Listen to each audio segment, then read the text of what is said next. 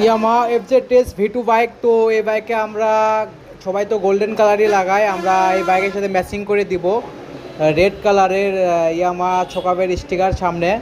তো যারা আমাদের কাছ থেকে এ ধরনের বাইকের স্টিকার লাগাতে চান, বাইক মডিফিকেশন করতে চান, বাইকের যে কোনো কাজ করতে চান, আমাদের লোকেশনে আসতে হবে। আর আমাদের লোকেশন হচ্ছে বন্ধু motors, Indonesia bike pass accessories, Sherpur, Bogura.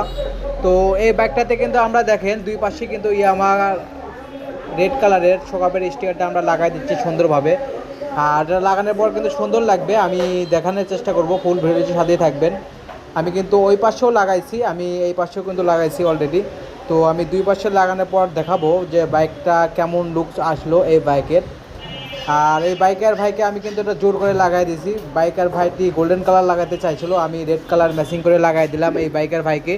তো যারাই আমাদের কাছ থেকে এভাবে বাইক মডিফিকেশন করতে চান, বাইক ডেকোরেশন করতে চান, আপনি শখের বাইকটি ডেকোরেশন করতে হলে অবশ্যই চলে আসতে হবে আমাদের বন্ধু মোটরসে। আর আমাদের লোকেশন হচ্ছে শেরপুর, বগুড়া, ধনুট রোড, তালতলা। আশা করি বুঝতে পারছেন। ধন্যবাদ সবাইকে ফুল ভিডিওটির সাথে থাকার জন্য।